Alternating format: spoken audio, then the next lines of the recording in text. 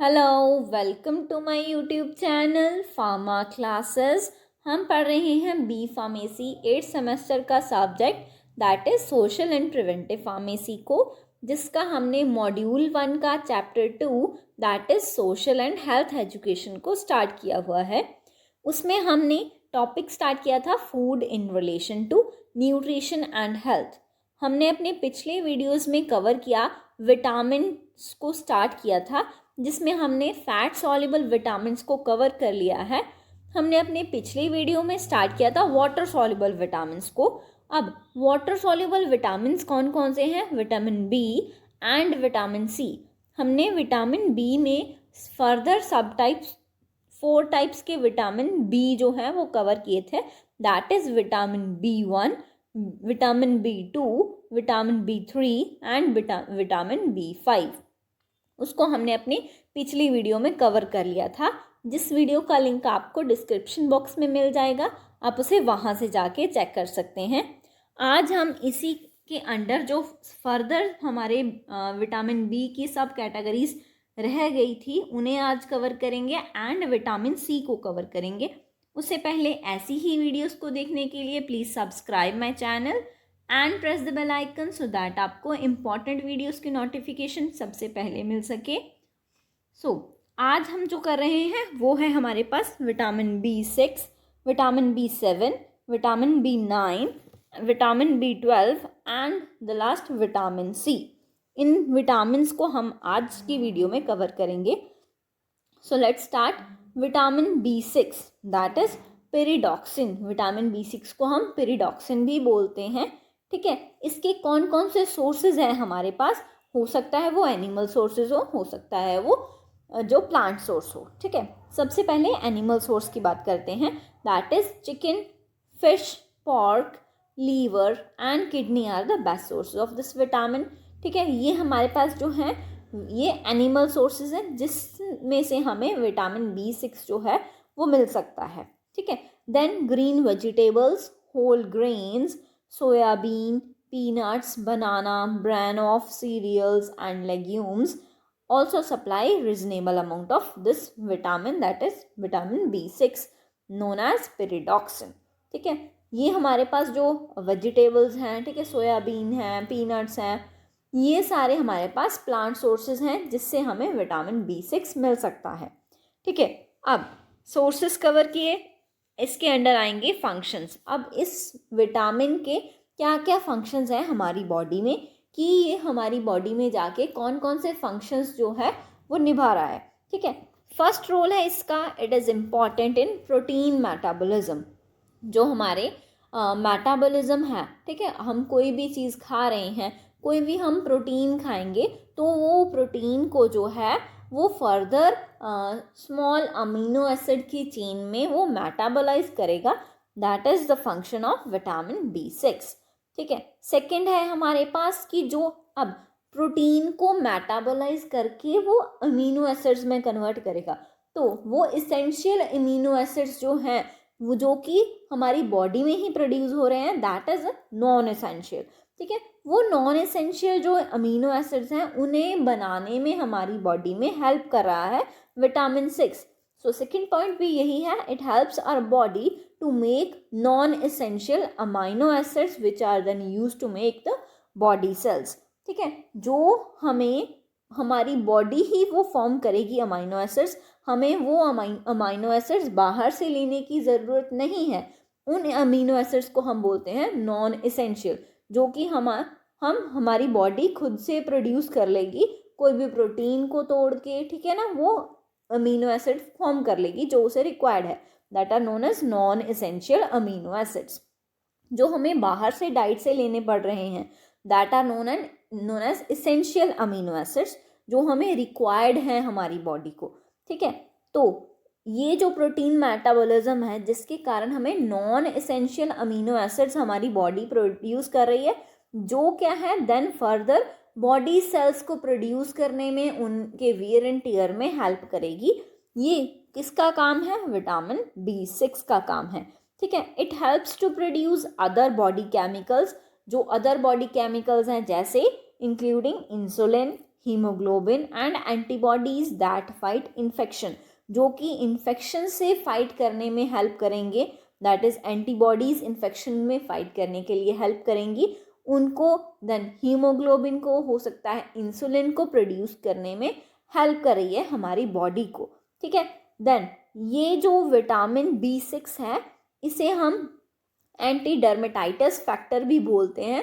इसमें क्या है, हमारे पास डर्मेटाइटिस क्या होता है कि हमारे स्किन में इन्फ्लामेशन हो जाना, ठीक है। अब स्किन की इन्फ्लामेशन को ये रोक रहा है कौन सा विटामिन, विटामिन B6। अगर ये विटामिन की कमी होगी तो हमें जो है डर्मेटाइटिस की प्रॉब्लम आएगी। ये हम डेफिशिएंसी में कवर कर सकते हैं। इसके फंक्शन से हमें इसकी डेफिशिएंसी का भी पता लगेगा, ठीक है। ये हो गए हमारे पास फंक्शंस। देन है हमारे पास डेफिशिएंसीज। ओके, डेफिशिएंसी क्या है, इट्स डेफिशिएंसी कॉजेस डर्मेटाइटिस। सो ये फर्स्ट पॉइंट ये आ गया कि अगर वो एंटी डर्मेटाइटिस फैक्टर की तरह विटामिन B6 काम कर रहा है, बट अगर उसकी डेफिशिएंसी होगी तो हमें डर्मेटाइटिस भी होगा, ठीक है, दैट इज स्किन इन्फ्लामेशन होगी हमें। Then peripheral neuritis. Peripheral neuritis क्या था हमारे पास कि जो हमारे नर्व्स हैं वो डैमेज हो जाएंगी, स्पेशली जो हमारे हैंड्स में या हमारे फीट में होगी, ठीक है। वो नर्व्स जो हैं वो डैमेज हो जाएंगी, जिसके कारण हमारे फीट एंड हैंड्स में नंबनेस एंड वीकनेस रहनी स्टार्ट हो जाएगी। That is due to the peripheral neuritis. किसके कारण हो रहा है, जो कि विटामिन B6 की डेफिशिएंसी के कारण हो रहा है, ठीक है।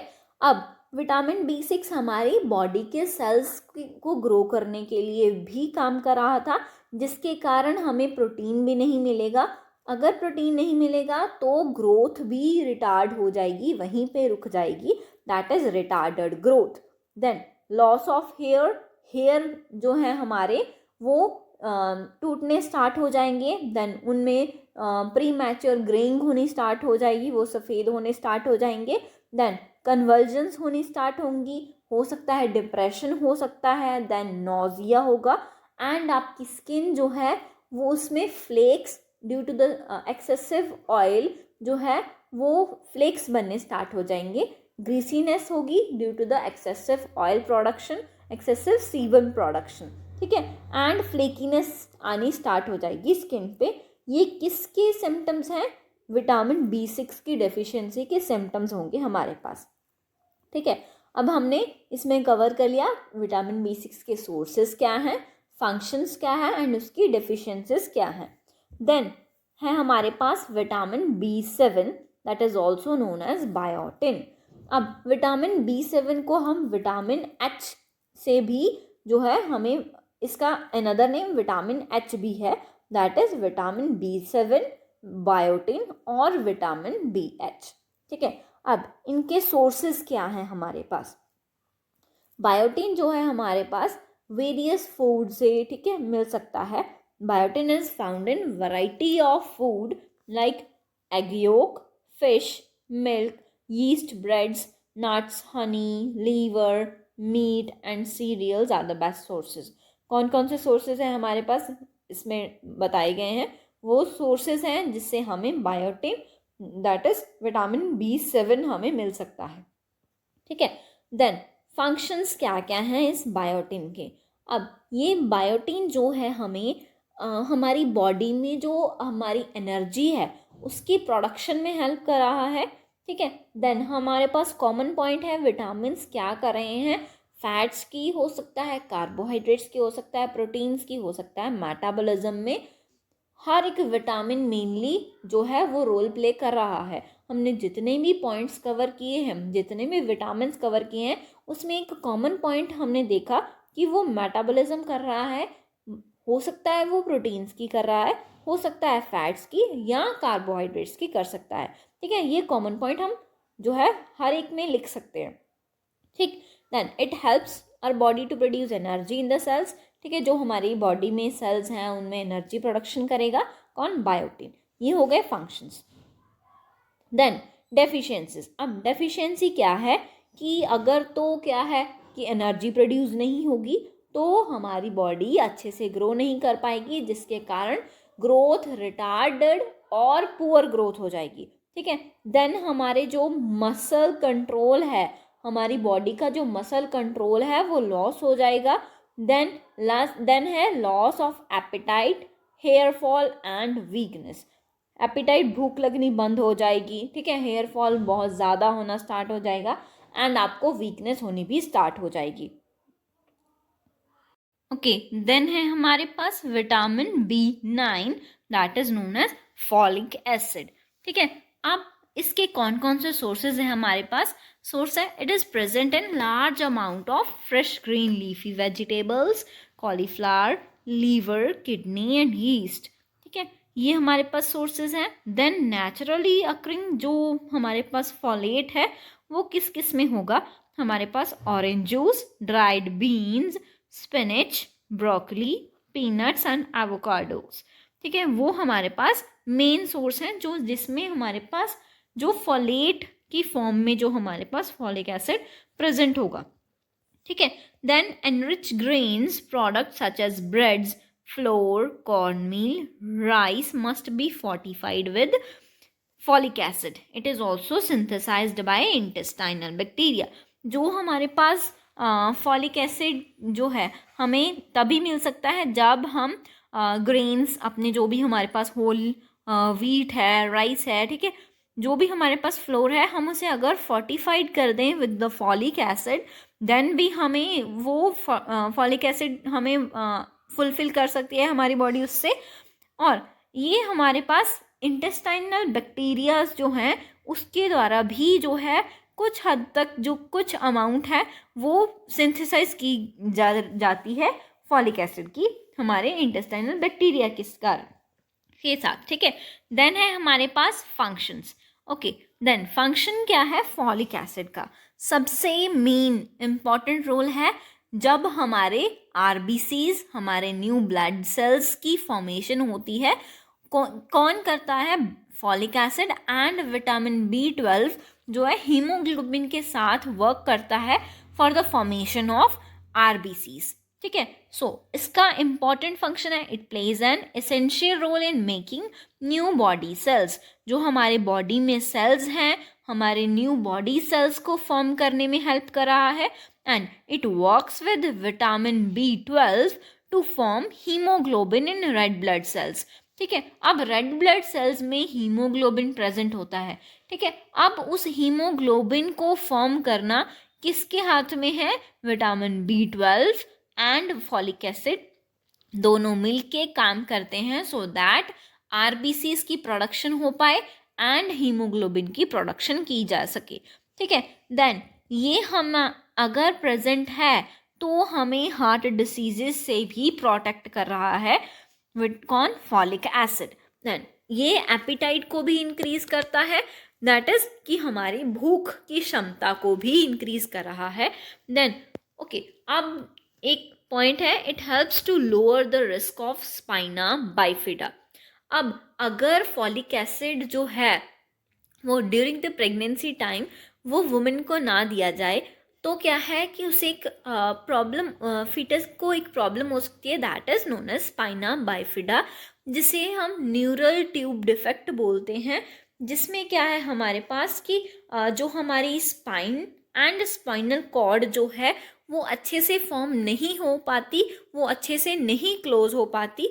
क्यों? क्योंकि फॉलिक एसिड की ज़्यादातर कमी होगी, ठीक है। डेफिशिएंसी के कारण क्या है कि वो स्पाइनल कॉर्ड जो है वो अच्छे से क्लोजली कंप्लीट नहीं हो पाती।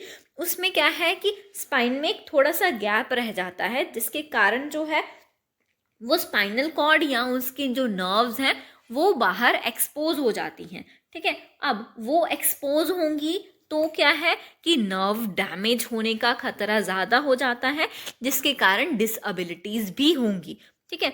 ये स्पाइना बाइफिडा क्यों हो रहा है? मेन प्रॉब्लम है क्योंकि उसे प्रॉपरली प्रेगनेंसी टाइम जो है वो फॉलिक एसिड नहीं दिया गया था, ठीक है। तो अगर फॉलिक एसिड होगा तो स्पाइना बाइफिडा का रिस्क जो है वो लोअर डाउन हो जाएगा इन द फीटस, ठीक है।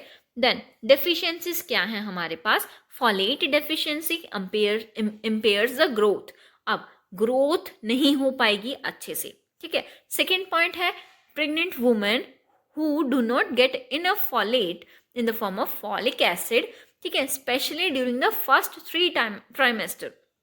पहले 3 मंथ में जो है अगर उनको फॉलिक एसिड या फॉलेट प्रॉपर अमाउंट में जितना उन्हें रिक्वायर्ड है वो नहीं मिला, तो greater risk of delivering a baby with neural tube defects. तो अगर जो बेबी बर्थ होगा, ठीक है, देन उसमें जो है न्यूरल ट्यूब डिफेक्ट देखने को मिल सकता है, that is also known as spina bifida.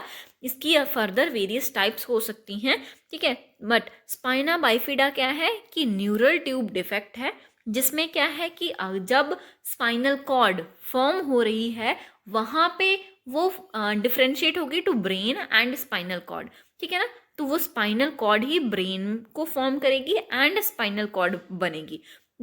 तब क्या है कि वो प्रॉपरली क्लोज नहीं हो पाती है, जिसके कारण जो नर्व्स हैं एंड स्पाइनल कॉर्ड है वो बाहर एक्सपोज होती है टू द एक्सटर्नल एनवायरनमेंट, जिसके कारण वो डैमेज हो सकती हैं एंड उसमें डिसेबिलिटीज हो सकती हैं, ठीक है। Then its deficiency also cause megaloblastic anaemia. अब अगर इसकी डिफिशियंसी होगी तो मेगैलोब्लास्टिक एनीमिया जो हमारे पास एनीमिया है, दैट इज एनीमिया क्या होता है कि ब्लड सेल्स जो हैं उसका लैक होना, ठीक है।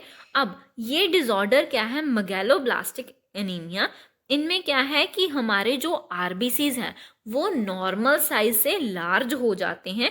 मीन्स क्या है कि उसका साइज इंक्रीज हो जाता है, वो सर्कुलर शेप में नहीं रहते, ज़्यादातर वो ओवल शेप में बनना स्टार्ट हो जाते हैं। देन वो अच्छे से फंक्शन नहीं करेंगे क्योंकि उसकी शेप प्रॉपर नहीं है, उसका साइज लार्ज हो गया है। क्यों हो रहा है ये? अब अगर उसका साइज चेंज हो गया, ठीक है, साइज इनलार्ज हो रहा है, क्यों हो रहा है? क्योंकि हमें folic acid and vitamin B12 अच्छे से नहीं मिल पाया जब हमने आरबीसीज की प्रोडक्शन करनी थी। अब आरबीसीज जो प्रोड्यूस हुए, ठीक है, उनमें जो हमारे पास डीएनए सिंथेसाइज हुआ वो इम्पेयर्ड हो गया, जिसके कारण वो अच्छे से वो डीएनए के साथ ही फंक्शन करेगा। अब डीएनए नहीं अच्छे से बन पाया तो वो अच्छे से फंक्शन भी नहीं कर पाएगा, वो अपने नॉर्मल जो उसकी शेप एंड स्ट्रक्चर थी वो भी फॉर्म नहीं हो पाएगी। क्यों हुआ ये? क्योंकि फॉलिक एसिड और विटामिन B12 की डेफिशिएंसी थी उसकी बॉडी में, ठीक है। Also cause disturbance in GIT like diarrhoea and distension, ठीक है। तो फर्दर GIT में डिस्टर्बेंस हो सकती है। इसमें मेन जो है हमारे पास होगा कि ग्रोथ जो है रिटार्ड हो जाएगी, देन स्पाइना बाइफिडा जो डिसीज है वो हो जाएगी, मेगैलोब्लास्टिक एनीमिया हो जाएगा। ये पॉइंट्स हमें कवर करने हैं इस विटामिन में, ठीक है। देन है हमारे पास vitamin B12 that is cyanocobalamin. अब विटामिन B12 क्या काम कर रहा है, किसके साथ काम कर रहा है? हमारे पास विटामिन B9 के साथ काम कर रहा है, दैट इज फॉलिक एसिड के साथ काम कर रहा है in the formation of red blood sales for the haemoglobin production, ठीक है। अब vitamin B12 that is cyanocobalamin के क्या क्या सोर्सेज हैं हमारे पास? It is present in large amount in animal products like liver, kidney, meat, eggs, yeast, milk and cheese, ठीक है। देन इट जो है ये बैक्टीरिया की हेल्प से भी जो है हमारे इंटेस्टाइन में सिंथेसाइज हो सकता है। कहाँ पे? Specifically in the colon area जो है वो साइनोकोबालामिन जो है सिंथेसाइज किया जा सकता है बैक्टीरिया की हेल्प से, ठीक है। देन अब साइनोकोबालामिन के क्या क्या फंक्शंस हैं हमारे पास? Functions, it works closely with folate to make red blood cells. हमने ऊपर भी कवर किया था जब फॉलिक एसिड कवर किया कि ये दोनों vitamin B12 and folic acid दोनों साथ में मिलके जो है रेड ब्लड सेल्स की फॉर्मेशन में हेल्प करते हैं, ठीक है। Then it helps our body to use fatty acids and some amino acids. अब ये जो है विटामिन B12 वो क्या है कि हमारे जो फैटी एसिड्स हैं, हमारे जो अमीनो एसिड्स हैं कुछ बॉडी में, उनका यूज़ करना है। कैसे यूज़ करेंगे वो उसमें भी हेल्प कर रहा है। Then synthesis of the DNA, हमने देखा था कि मेगालोब्लास्टिक एनीमिया हो रहा था। क्यों? क्योंकि डीएनए प्रॉपर अच्छे से नहीं बन रहा था due to the deficiency of vitamin B12 and folic acid, ठीक है। तो ये अगर प्रेजेंट होगा तो अच्छे से डीएनए की सिंथेसिस होगी एंड अच्छे से उसकी शेप एंड फंक्शन कर पाएंगे जो हमारे नॉर्मल ब्लड सेल्स हैं, ठीक है। ये हो गया कि हमारे डीएनए के सिंथेसिस में भी इसेंशियल रोल प्ले कर रहा है, दैट इज साइनोकोबालामिन। देन है हमारे पास डेफिशिएंसीज। अब डेफिशिएंसी में क्या है हमारे पास, dietary deficiency of this vitamin can arise in person who are strictly vegetarians and do not consume animal food. अब सबसे ज़्यादा ये जो डिफिशियंसी है किन में हो रही है, जो वेजिटेरियंस हैं, ठीक है, वो कोई भी एनिमल फूड जो है वो कंज्यूम नहीं कर रहे हैं, उनमें ज़्यादातर इसकी डेफिशिएंसी देखने को मिलती है, ठीक है। Then it causes pernicious anaemia. Pernicious anaemia क्या है कि जो हमारे आरबीसीज हैं उनकी कमी हो गई, ठीक है, उनका नंबर जो है वो डिक्रीज हो गया, that is pernicious anaemia. And also cause due to the lack of intrinsic factor. अब जो इंट्रिंसिक फैक्टर है वो विटामिन B12 की एब्जॉर्प्शन में हेल्प करता है by facilitated carrier mediated transportation, ठीक है। अब क्या है कि जो विटामिन B12 है वो तभी एब्जॉर्ब हो पाएगा जब क्या है, इंट्रिंसिक फैक्टर प्रेजेंट होगा। इंट्रिंसिक फैक्टर उसे पकड़ के अपनी मेम्ब्रेन से क्रॉस करेगा जिससे वो एब्जॉर्ब हो पाएगा। बट अगर इंट्रिंसिक फैक्टर नहीं है तो वो इजीली उस मेम्ब्रेन से क्रॉस नहीं कर पाएगा, जिसके कारण अगेन विटामिन B12 एब्जॉर्ब नहीं होगा, देन फर्दर उसकी डेफिशिएंसी हो जाएगी, ठीक है। सो परनीशियस एनीमिया करेगा, क्यों, क्योंकि वहाँ पे इंट्रिंसिक फैक्टर प्रेजेंट नहीं है जिसके कारण उसकी एब्जॉर्प्शन नहीं होगी विटामिन B12 की, देन फर्दर उसकी डेफिशिएंसी हो जाएगी, ठीक है। Then epithelial tissues particularly of GIT is not replaced properly and lead, यहाँ पे लीड आएगा, लीड टू सोर टंग एंड माल एब्जॉर्प्शन, ठीक है। अब क्या है कि हमारी जो GIT की जो अंदर लेयर है हमारी, ठीक है, वो जो है थोड़े टाइम बाद जो है रीन्यू होती रहती है। बट अगर विटामिन B12 की डेफिशिएंसी होगी तो वो लेयर जो है हमारी वो रिप्लेस और रीन्यू नहीं हो पाएगी, जिसके कारण क्या है कि वो पुराने सेल्स ही वहाँ पे डैमेज्ड सेल्स होंगे, जिसके कारण क्या है कि आपकी टंग जो है वो सोर टंग रहेगी या एब्जॉर्प्शन अच्छे से नहीं होगी, जिसको हम माल एब्जॉर्प्शन भी बोलेंगे, ठीक है। It also affects the spinal cord and other areas of nervous system. Spinal cord क्या है कि folic acid and vitamin B12 के कारण spinal cord that is neural tube defects हो सकते हैं, जो क्या है स्पाइनल कॉर्ड को अफेक्ट करेंगे एंड नर्वस सिस्टम को भी अफेक्ट कर सकते हैं, ठीक है। ये हो गया हमारे पास विटामिन B12। अब हमने सारे विटामिन B की फर्दर कैटेगरीज को कवर किया। अब हम कवर करेंगे that is vitamin C, ascorbic acid. अब एस्कॉर्बिक एसिड के क्या क्या सोर्सेस हैं, it comes from the plant source of food, all citrus fruits including oranges, grape fruits are good sources. जो भी हमारे पास सिट्रस फ्रूट्स हैं, ठीक है, लेमन, ऑरेंजेस, ग्रेप फ्रूट्स जो है वो गुड सोर्स है हमारे पास किसका, विटामिन C का, ठीक है। आंवला सबसे रिचेस्ट सोर्स है एस्कॉर्बिक एसिड का, दैट इज विटामिन C का, ठीक है। Many of the other fruits and vegetables like berries, melons, fresh greens and leafy vegetables, tomatoes and potatoes also a good source of this vitamin. ये सारे जो है अच्छे source है इस vitamin that is vitamin C के, ठीक है। देन अब विटामिन C का क्या क्या फंक्शन है हमारी बॉडी में, ये एज अ एंटीऑक्सीडेंट काम करता है हमारी बॉडी के लिए। जो भी हमारे पास हमारी बॉडी में फ्री रेडिकल्स प्रेजेंट हैं और ऑक्सीडेशन को ये प्रिवेंट कर रहा है, हमारे जो बॉडी सेल्स हैं उन्हें उनकी ऑक्सीडेशन को प्रिवेंट कर रहा है by acting as a antioxidant, ठीक है। It helps our body to absorb iron and copper from plant source of food. अब जो हम प्लांट सोर्स से फूड ले रहे हैं, ठीक है, उनमें अगर कॉपर या आयरन प्रेजेंट है तो ये विटामिन C जो है उनकी एब्जॉर्प्शन में हेल्प करेगा।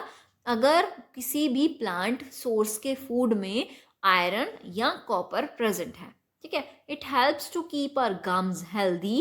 अब सबसे ज़्यादा जो है इसका मेन रोल गम्स में है, ठीक है, कि हमारे गम्स को हेल्दी रखना है, हमारी जो ब्लड कैपिलरीज हैं उसकी इंटीग्रिटी को मेंटेन करके रखना है, ठीक है। It helps to keep our capillary walls and blood vessels firm, जो हमारी इंटीग्रिटी है उसकी, वो उसको अच्छे से मेंटेन करके रखना है, ठीक है। जो उसकी वॉल्स हैं उसको बिल्टअप करके रखना है कि वो इजीली जो है वो लीक ना कर जाएं, वो रप्चर ना हो जाएं। अब उसकी इंटीग्रिटी को मेंटेन करने का काम विटामिन सी का होगा, ठीक है। It helps in formation of collagen which is necessary for body growth, tissue repair and wound healing. अब कोलेजन की फॉर्मेशन में विटामिन सी हेल्प करेगा। अब कोलेजन ही जो है हमारी बॉडी को इलास्टिसिटी प्रोवाइड कर रहा है, ठीक है, तो वो टिश्यू रिपेयर में भी हेल्प करेगा, बॉडी ग्रोथ में भी हेल्प करेगा एंड वाउंड हीलिंग में भी हेल्प करेगा, सो दैट कि हमारा वाउंड जो है वो अच्छे से एंड जल्दी जो है वो हील हो पाए, ठीक है। It also plays an important role in prevention of common cold and protection against infection.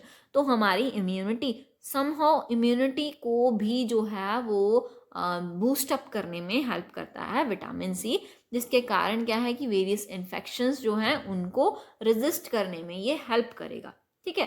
Then अब डेफिशिएंसीज क्या है, हमने कवर किया कि गम की जो है वो उनको हेल्दी रखने में हेल्प कर रहा है विटामिन सी, बट अगर विटामिन सी की डेफिशिएंसी होगी तो हमारे गम्स में इन्फ्लामेशन होगी, that is known as gingivitis. अब स्कर्वी जो है वो गम्स से रिलेटेड है, जिनमें क्या है कि हमारे गम्स में इन्फ्लामेशन स्टार्ट हो जाएगी, ठीक है, ब्लीडिंग स्टार्ट हो जाएगी।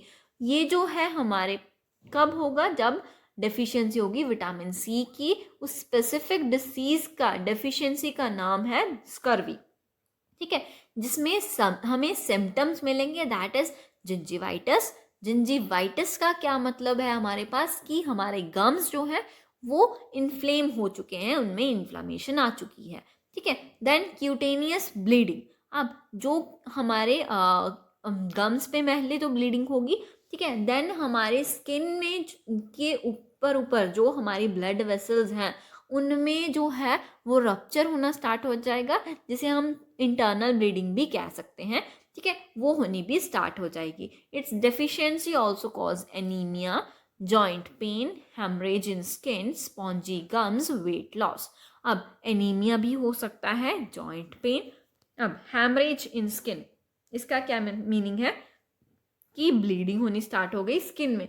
अब क्या है कि हमें नॉर्मली अगर हम बात करते हैं कि हमारे कहीं चोट लग जाए, हमें बाहर ब्लीड ना हो बट इंटरनल स्किन में ब्लीडिंग हो गई, तो हमारे कुछ पर्पलिश कलर का जो है वो पैच बनना स्टार्ट हो जाता है हमारे स्किन के अंदर, ठीक है। वो क्या है, कब होगा, जब हमारे कोई इंजरी होगी, हमारे ज़ोर से कोई चीज़ आके लगी तो वहाँ पे हमारे वो पैच बन जाता है। बट वो अगर विटामिन सी की डेफिशिएंसी है तो वो हेमरेज, वो पैच जो है हमें नॉर्मल कंडीशन में भी दिखेगा, अगर वहाँ पे कुछ नहीं भी आके लगा, ठीक है ना, कुछ इंजरी वहाँ पे नहीं हुई, बट वो हमें नॉर्मल कंडीशन में भी दिखाई देगा due to the hemorrhage in the skin due to the deficiency of vitamin C, ठीक है। देन स्पॉन्जी गम्स, गम्स जो हैं वो इन्फ्लेम्ड हो चुके हैं, जिसके कारण वो स्पॉन्ज की तरह बिहेव कर रहे हैं एंड वेट लॉस भी हो सकता है, ठीक है। देन अब ये क्या काम कर रहा था, हमें इम्यूनिटी को बूस्टअप करने में भी हेल्प कर रहा था।